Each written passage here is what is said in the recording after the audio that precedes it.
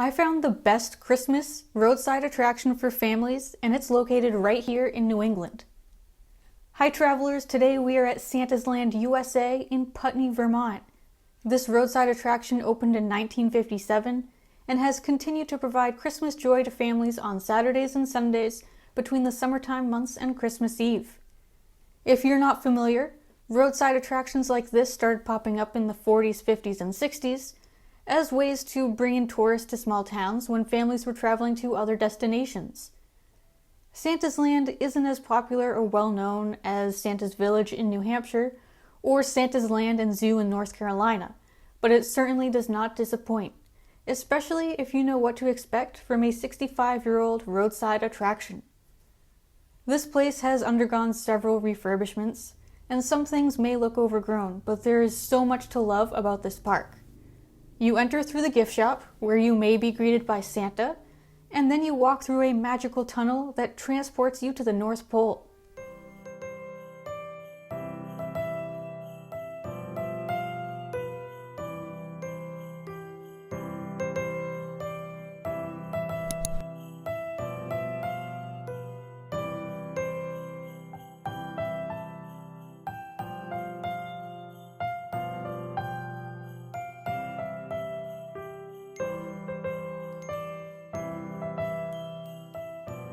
Navigating this park is pretty easy, but there is a map when you first enter so you can see where everything is. There are many statues for you to take photos with along the pathways as well. I really enjoyed this Sweetheart Bridge because this is where we noticed that the entrance of the park smells like roasting firewood. It was so Christmassy.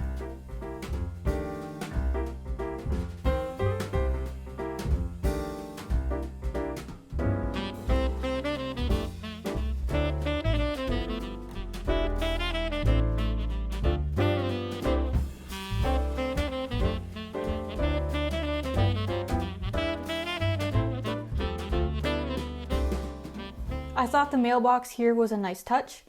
Your kids can bring letters to Santa and drop them off right here. And as you walk around the path, you'll notice several small buildings where you can walk inside and view beautifully lit up scenes like this one featuring polar bears and penguins.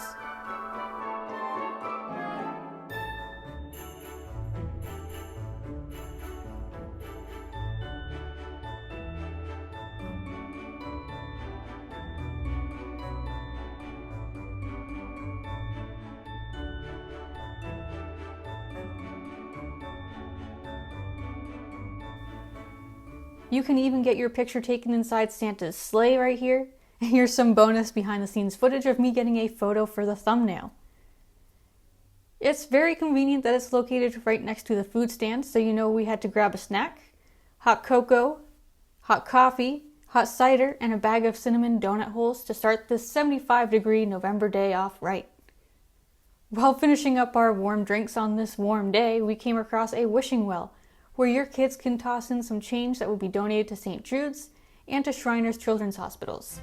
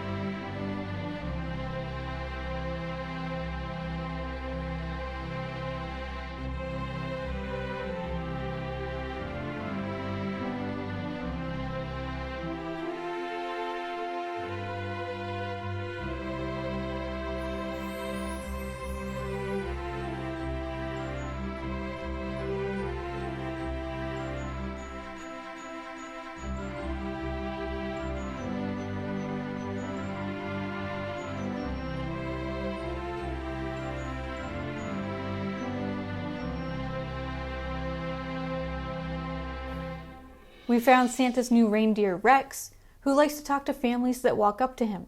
He's stationed right outside Santa's home, where Santa is taking a power nap.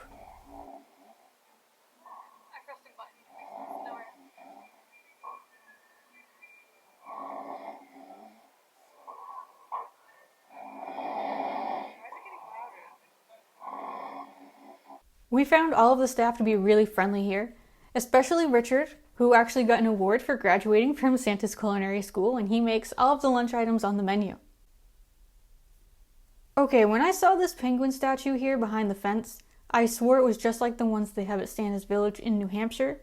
If anyone has any backstory on these penguins, I'd love for you to put it in the comments below. This is located at the bottom of the hill next to the big slide, and of course this is the perfect transition to move on to the big slide. After having a lot of laughs on the slide, we moved over to the funhouse mirrors and had some fun with those too.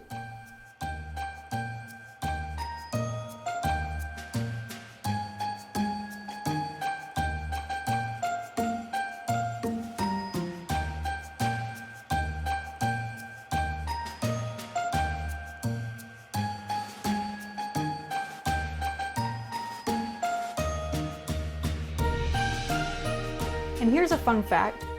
This carousel is one of the last working carousels from Coney Island, and I believe it was made in the early 70s. We didn't ride this one today because I get sick going in circles, but we did ride the antique cars, which sit right behind the carousel. This isn't the typical antique cars you might see at a larger amusement park. This is more of a car on a track that goes in a small loop. After this excitement, we decided to get a quick lunch. Chili cheese dogs, chili cheese tater tots, all made with Richard's homemade chili, and it was not only delicious, but also very decently priced. A family of 4 can get lunch for less than $40, which isn't bad compared to other amusements in the area. This funhouse was painted pretty cool, although some parts that typically move were replaced with stationary parts, so it wasn't as elaborate as a funhouse you may see at a carnival, but it was definitely fun for kids.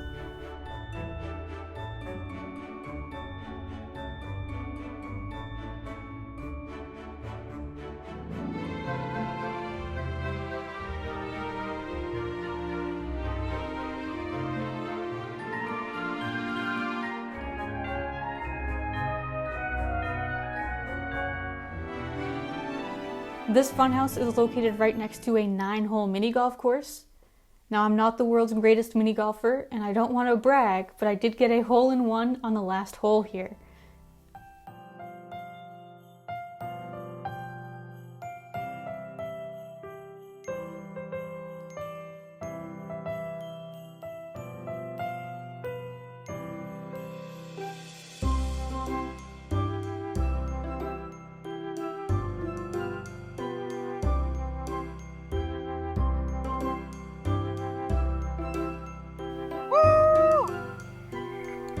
After ending the day on a superb note with a hole-in-one, we decided to go back through the magical tunnel to transport us back to Vermont, where we bought quite a few souvenirs, including this t-shirt. If you have young kids, I definitely recommend Santa's Land USA for a cool Christmas time day trip.